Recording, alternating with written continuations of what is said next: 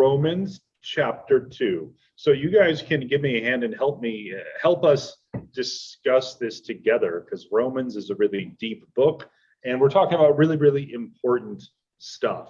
So let's sort of think out loud together, and don't be shy about just interrupting if you want to barge in and to talk. Romans chapter 1, he talked and said that he's talking about Gentiles, people who aren't Jews, and he says that whoever you are without excuse. God has revealed himself just by what he's made. You can look at the world and you can see that someone had to have made it, that his majesty and his glory is there to see if you want to look for it or think for a moment or two and realize that someone had to have made this world. He said in verse 19 and 20, what's known about God should be plain to them because God made it plain to them. Ever since the creation of the world, God's invisible qualities, his eternal power and divine nature have been clearly seen because they are understood through the things God has made. So humans are without excuse. And then he goes on and says, but the problem is that people don't want to acknowledge God. And then he gives this picture of God letting off the brakes, so to speak, and letting people destroy themselves and degenerate further and further into all sorts of sin and cultural wickedness. And what we saw was that once the vertical, God made us to have relationships on two planes. Vertically with God, that's what he was supposed to be, but now that's been ruined. Our first parents ruined it in the fall, and ever since then things have been bad. There's been a break between us and between God, and then a relationship here amongst ourselves on this plane. And if our relationship with God is ruined, then our relationship on this plane is going to be messed up as well. And what the rest of Romans 1,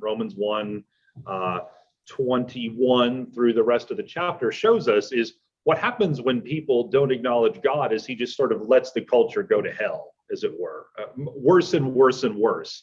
The culture degenerates more and more. Morals get twisted. What is good is called evil. What's evil is called good. And the most representative thing that Paul reaches for to describe the twistedness of the horizontal relationships here is sexual deviancy. If our relationship with God is messed up, our most basic relationship of love and communion and fellowship with God is messed up, then our most basic relationship amongst ourselves, which is sexual relationships, love, companionship, all of that's going to be messed up too. And sexual deviancy it's sort of like the horizontal parallel of what's messed up in our vertical relationship.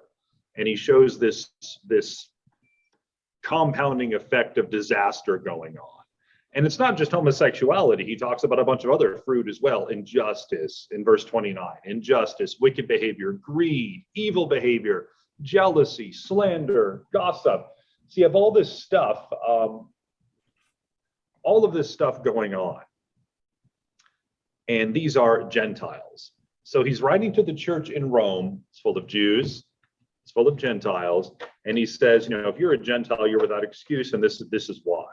But now in chapter 2, he's going to switch and talk to Jewish people who might not be Christians or Jewish people who've become Christians. And let's see what he has to say in Romans chapter 2, verses 1 to 11. 1 to 10, 1 to 11. I'm going to read 1 to 11, and then you guys tell me what you think he's saying. And we can focus on individual verses if you want, but I really more want to zoom out and say, what is he saying? Like, what's his message? So this is what he says. So every one of you who judge others is without excuse. You condemn yourself when you judge another person because the one who is judging is doing the same things. We know that God's judgment agrees with the truth, and his judgment is against those who do these kinds of things. If you judge those who do these kinds of things while you do the same things yourself, think about this. Do you believe that you'll escape God's judgment?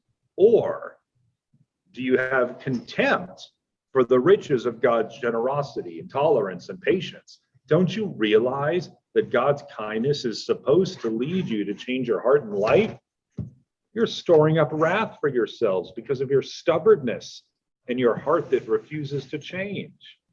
God's just judgment will be revealed on the day of wrath. God will repay everyone based on their works. On the one hand, he'll give life to those who look for glory, honor, and immortality based on their patient good work. But on the other hand, there will be wrath and anger for those who obey wickedness instead of the truth because they're acting out of selfishness and disobedience. There will be trouble and distress for every human being who does evil, for the Jew first and also for the Greek. But there will be glory, honor, and peace for everyone who does what's good, for the Jew first and also for the Greek. God does not have favorites. What's he saying? Like, what's his point? I think he's saying you need to be more passionate about your own sin than that of other people's sin. You need to take a look at your own sin and your own unrepentant heart. But then he has a promise that glory, honor, and peace to everyone who does good. So who do you think so who's he talking to then?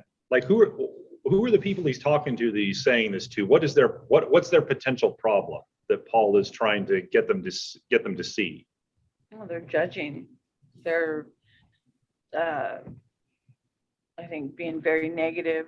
That I think they're putting themselves up on a pedestal, thinking that they're much better than their neighbor, is what it sounds like. Yeah. Also, it's like because if they're Jews, then they're saying they have a free get out of jail card, and they don't. Yeah, it's the sense that you get is he's talking to people. So we talk to people who were, normally outside the family, who might have come in or who haven't come in yet, the Gentiles in chapter 1. But now he switches and he's talking to insiders or people who think they're insiders. And he says, so if you guys are listening to what I just said and you're thinking, yeah, this is bad. Losers, what's wrong with you? He switches and he says, well, what about you? Are you a hypocrite? Are you so proud of yourself because you think you know who God is? Is there actually love in your heart? Do you actually love God with everything you had? Or are you just some proud Pharisee? What about your heart? God is saying. And he's challenged them to think about, do you actually, if you have a nasty attitude based on what I just said, because those guys are fools, but you know the truth, do you really love God or not? Is this really real or not? God doesn't have favorites, verse 11. Whether you're a Jew or a Greek, if you do evil, that's what you seek for, that's what you want, no matter what you say, that's the fruit, then there will be trouble and distress for you, whether you're a Jew or Greek. But if you look for glory and honor and peace for everyone who does there will be glory and honor and peace for everyone who does what's good, whether you're a Jew or a Greek. So it doesn't matter who your parents are or where you come from. What matters is what you think about God, whether you love him or not.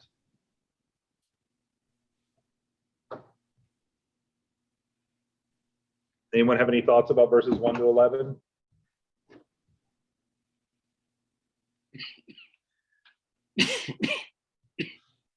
I think that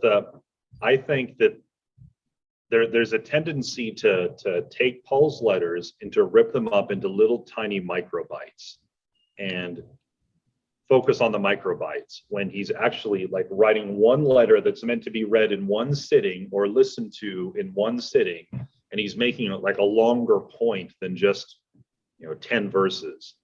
Like I said last week, what he's saying here in chapters 1 through 3 is that no matter who you are guilty and you need Jesus. Doesn't matter whether you're a Gentile who's involved in sexual sin, homosexuality, sexual deviancy, you need Jesus, you're without excuse. Or you're a Jewish person and you've been raised and you know everything, right? You know everything.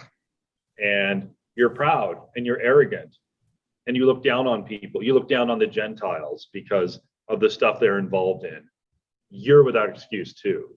That's what he's going to be saying. So it doesn't matter who you are, you need Jesus. You are without excuse. You are lost unless you have Jesus. All the other stuff is interesting, but it's like window dressing. Do you have Jesus? Well, in number 5, I know you were talking 1, 2, 3, but in verse 5, it talks about their stubbornness and unrepentant heart, and how they're wrathful. Yeah, that's interesting because he's telling these people he hasn't been to Rome, so he doesn't know everyone there, but he's like projecting, imagining that he knows the kinds of people that are there and where they're coming from. So he's a Jewish person himself who certainly knows what he's talking. He knows the culture, and so he's imagining his audience. And in verse 5, he says, you're storing up wrath for yourselves because of your stubbornness and your heart that refuses to change. God's just judgment will be revealed on the day of wrath, and God will repay everyone based on their works. So what he's saying is, if you are just proud because of what you know, or because who your parents are, or because you're a Jew, but there's no love, there's no fruit, you are in big trouble. What have you done for me lately? Like this, the Janet Jackson gospel, what have you done for me lately? Where's the fruit? I love God. Well, where? What have you done? It's like what James said. I'll show you my faith by my works. There needs to be fruit. You can tell me the grass, you can tell me that you have a great lawn, but if it's dead, you don't have a lawn. I don't care what you say. It's dead. There's nothing to cut, just weeds. It makes me think of the servant who owed the big debt, and then the king forgave it, but then he went out to the other guy and said, pay it up. In here it talks God's kind and tolerant and patient, and you're selfish and ambitious, and that kindness isn't leading you to repentance. Yes, so I think that's true. So listen to verses 12 to 16 and tell me what you think he's saying here. This is what he says. And there's some hard stuff in here, and we could talk about any details you want, but again, zoom out and just what is the essence of what he's saying? He says in verse 12, those who have sinned outside the law will also die outside the law. And those who have sinned under the law will be judged by that law.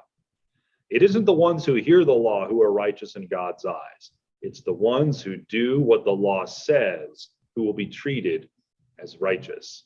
The Gentiles don't have the law, but when they instinctively do what the law requires, they are a law in themselves, even though they don't have the law. They show the proof of the law written on their hearts, and their consciences affirm it. Their conflicting thoughts will accuse them or even make a defense for them on the day when, according to my gospel, God will judge the hidden truth about human beings through Christ Jesus.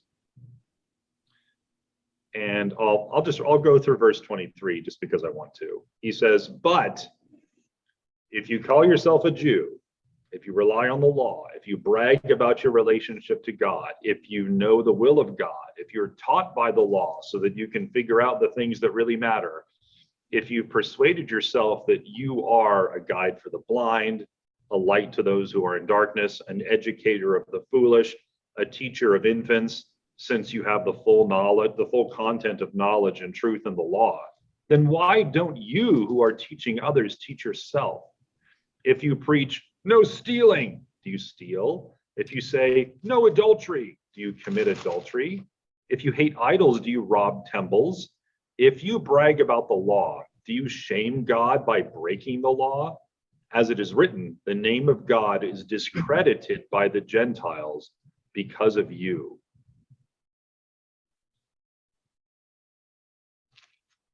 So the first part about the Gentiles, what's he saying? It's kind of hard, but what's he getting at? He's saying that God gave us all, like, the Jews have the law, but so do the Greeks, the Gentiles, because God put it in their hearts. He put like a conscience in our hearts that tells us this thing's wrong, don't do that.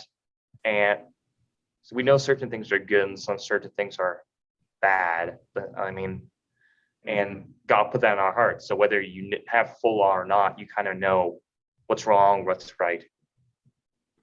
So you have no excuse for doing wrong things that are clearly wrong when you know that they're wrong.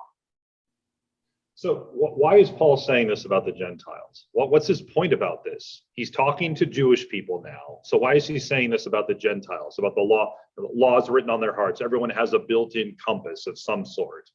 Maybe it gets warped over the years a little, but I mean, there's a sense that built into us about this is wrong, this is right.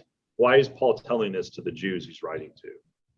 A big facet of the Jewish culture was that the Gentiles were like more unclean than them, and that they weren't holy like the Jews were. But Paul's point here is to say that the Gentiles are actually just as guilty as the Jews are, and they're all sinners before God, I guess. Okay, Lucas? Well, the Jews, they're like, we know the law, we're better than those Gentiles, those filthy Gentiles. But Paul's like, you're just, I mean, the Gentiles know the law too. You don't really have a one-up over them. Well, kind of do, but I mean, Okay. basically saying you're not superior to them. They have the law too, just in their hearts. Okay, that's interesting. You guys anyone else have any thoughts? I was thinking it was about works and the heart. And God looks at the heart, and the works aren't going to get them anywhere. Yeah, I think what you guys are saying is right. You're not going to be able to get this unless you know the other stuff Paul says in his other letters. He's obsessed with. You're not going to understand anything in the New Testament unless you really get what some of you guys have already said, is that the nasty Jewish attitude, that's not every Jewish person's like this, but the general feel in too much of the Jewish culture was that Gentiles were scum, which isn't God's heart at all. I mean, the Old Testament doesn't show that. But it's that the Gentiles are scum. They'll contaminate you. They'll make you impure. God won't accept you if you've been contaminated by a Gentile. That's why Peter had all those issues that he had to work through, and Paul had to confront him. And even Barnabas was led astray and gave into peer pressure.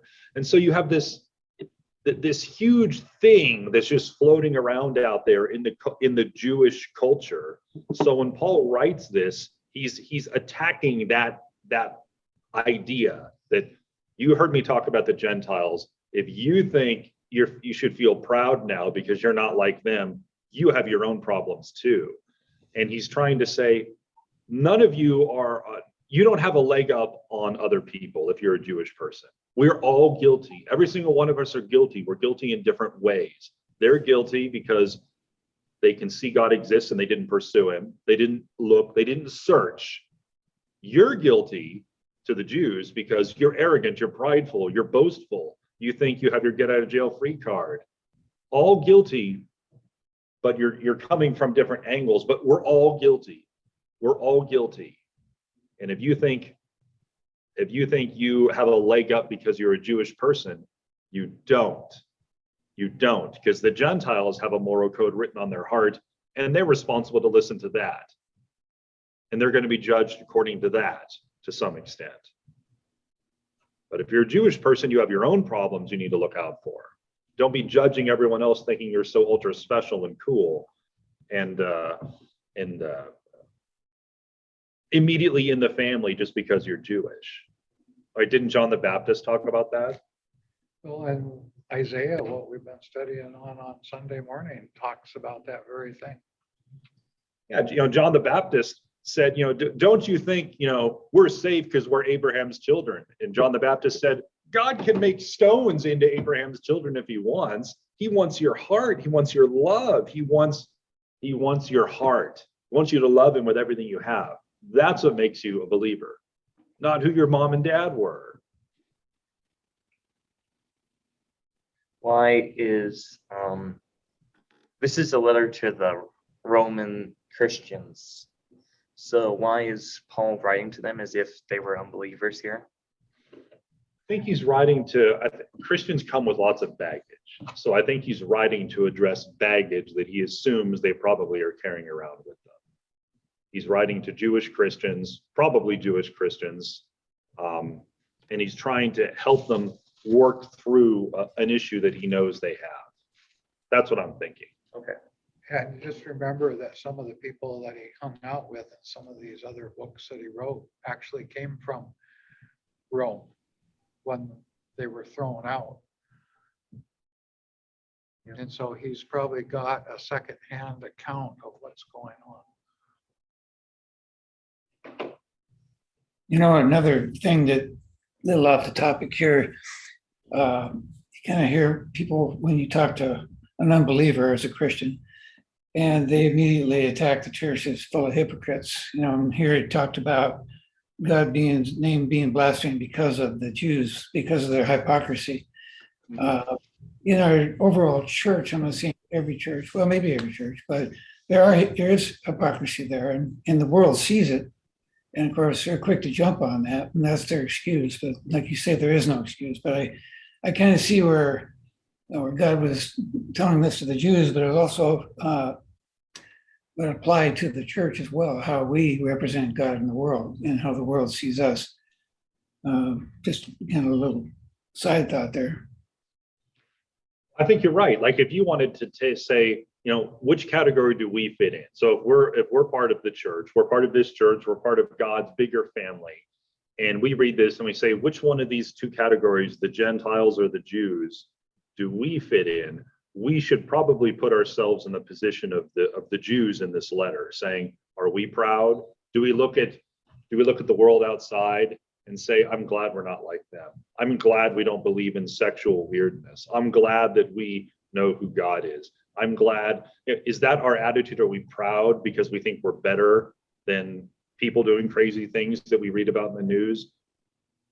If we think that way, then we fit exactly into everything Paul's saying in chapter 2 about the Jewish people. You know, are you just proud, or is love for God really what's animating you? Are we the Pharisee in Luke 18 that says, I'm sure glad I'm not like these losers over here, you know, with their marching in their parades and advocating for all sorts of crazy stuff. Thank goodness we're not like that. Is that our heart? Or do we actually love God? And does it make us sad to see that? Are we angry or are we sad? What's our reaction? So I think what you said, Ralph, is right. I think we should read ourselves in the position of the Jews whom Paul's writing to. And I don't think Paul is saying that every single person he writes to who's a Jewish Christian in Rome is like this, but he's asking questions to make them think. Verse 17, if you call yourself a Jew, if you rely on the law, if you brag about your relationship to God, he's saying, is this you? Is this you? So verses 25 to 29, this is his point, right? This sums it all up. What does this mean? Verse 25. Circumcision is an advantage if you do what the law says. But if you're a person who breaks the law, your status of being circumcised has changed into not being circumcised. And I keep forgetting how weird this sounds to someone who's not a Christian while we're talking about circumcision. But anyway, what's the point?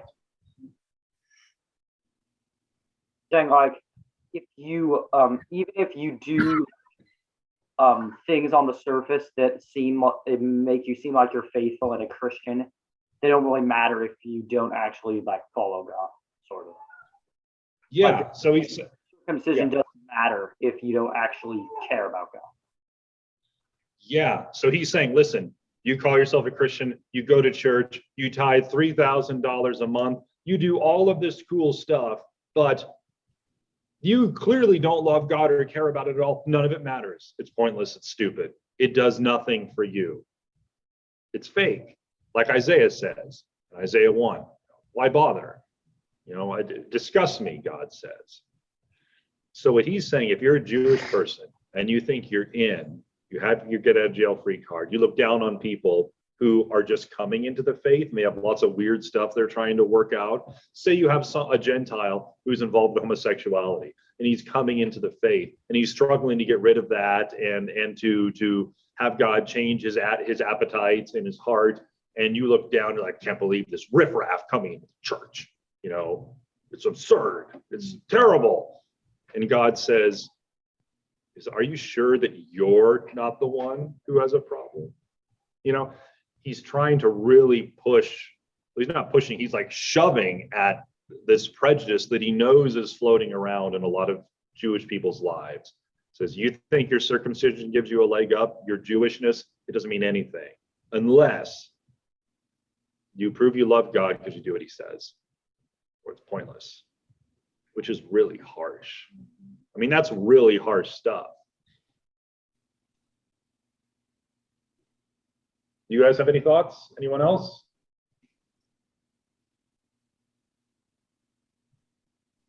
It gets even worse in verse 26. So, if the person who isn't circumcised keeps the law, won't his status of not being circumcised be counted as if he were circumcised? He's saying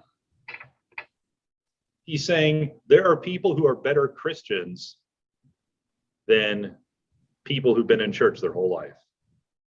There are people who aren't Jewish, but they're actually better believers than you. This physical thing that happened to you when you were a kid at 8 days old doesn't mean anything. Do you love God and his son, Jesus Christ? That's what counts. It doesn't matter who your parents are. You can't cling to your baptism. You can't cling to the decision you made at Vacation Bible School when you were in 4th grade. You can't cling to this external thing. That doesn't mean anything. What means something is, do you love God and is there fruit because you want to do what he says? That's it, whether you're a Jew or a Gentile. That's all that matters. So in verse 28, it isn't the Jew who maintains outward appearances who will receive praise from God. And it isn't people who are outwardly circumcised on their bodies. Instead, it's the person who is a Jew inside, who's circumcised in spirit, not literally. That person's praise doesn't come from people, but from God. What do you guys think about that? Well, that's kind of like people need to circumcise their heart. Jeremiah says the heart is deceitful and desperately wicked. Who can know it? So when Christ comes in there, then the wickedness starts going away and you start developing a love for God. If you don't develop a love for God, then have you really accepted Christ? That's what it is. He's taking that language, that circumcise your heart, right? In Deuteronomy 10:16, he says, people who love God, what's it mean? Your heart is circumcised, not just outward, not just this outward thing, which is only supposed to be a mark of an inward reality, but your heart belongs to God. It's like baptism. Anyone can get baptized, but is it an outward show of what happened in your heart? If not, all you're doing is taking a quick bath. It doesn't do anything in and of itself, but it's so easy to make that external thing the thing, right? Like Church of Christ, baptism saves you. The act of baptism saves you. You have to be baptized. You have to be baptized. You can believe in Jesus, but you must be baptized. And the Lutherans, to some extent, shade toward that as well, depending on which Lutheran group you talk to. This outward thing becomes the thing. And Paul's point is to Jewish people in their context, this external thing, it doesn't mean anything. Whether you're a real Jew, and this goes to our conversation from theology class, for those who remember, who is Israel? A Jewish person is really someone who loves God, whether they're Jewish or not. And you're really a son of Abraham or a daughter of Abraham if you believe God. Yeah, and that includes tons of people who are, genetically children of Abraham, but it includes me, it includes you, it includes anyone who loves Jesus, the real Jesus. repented of his sins and believed in the gospel, you are a Jew inwardly, a Jew inside. It's the person, chapter 2, verse 29. It's the person who is a Jew inside, who is circumcised in spirit, who is a believer. So 2 chapters, each tackling a different group, and his point in the end is summed up in, well, it's begun to be summed up in chapter 3, because we're not going to chapter 3, but he says, so what's the advantage of being a Jew? And he says, what's the advantage of all this? And his point that he's going to come down to is all have sinned and come short of the glory of God, no matter who you are. We all memorize that verse, Romans 3:23, for all have sinned and fallen short of the glory of God. He only says that after he said, no matter who you are, we all fall short. So we all need Jesus. So that's what he's talking about. Chapter 1 isn't per se about homosexuality. It includes it, but his point is really different than that. No matter who you are, you need Jesus. And if you don't have him, then you're lost. If a homosexual person turns away from homosexuality but doesn't accept Christ, it's useless. Yeah. Yeah. Well, and they also were arrogant, boastful. I mean, they're really no different than contrasting people who have that God has just kind of let go and given them over to a depraved mind. The same thing can happen to these people who think that they're better than them. I mean, sin is sin, and they need to have an attitude adjustment instead of, thinking that they're better.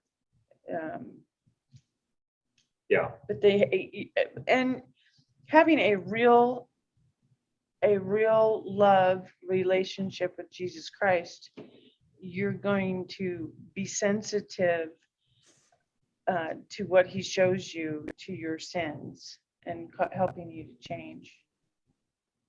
I'm going to show, I've shown this, I think I've shown this before during at least a few sermons, but I wanted to show, you can shift to me. There I am. Absolutely. I'm going to show this, going to find the right thing. Okay, and this goes to this, that this point that I've made before about there are 3 components to the Christian life. You need to believe the right things, you need to do the right things, and you need to do it for the right reasons. You need to have the right heart. And what he's saying here, what I think he's saying, which we see all through scripture in Romans 1 and 2, is what he's saying to the Jewish people in chapter 2 is, I don't care if you do the right things. I do care if you do the right things, but that's not enough. The one who's circumcised in heart, what's that mean? It means you love God. He's changed your heart.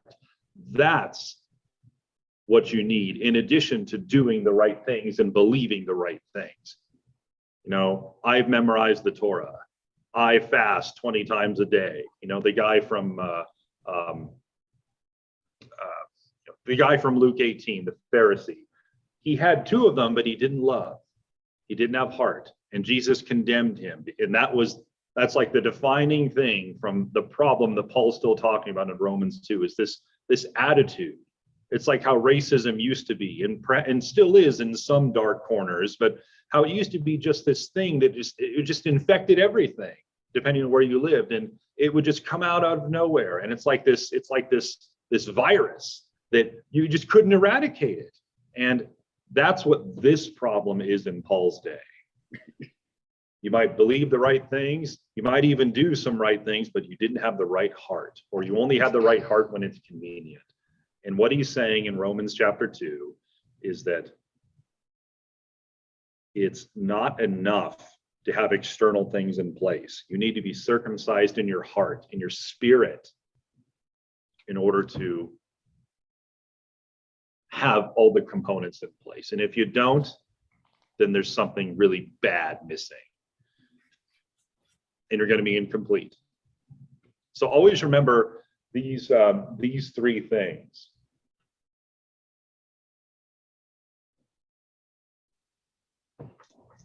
And that's Romans chapter 2.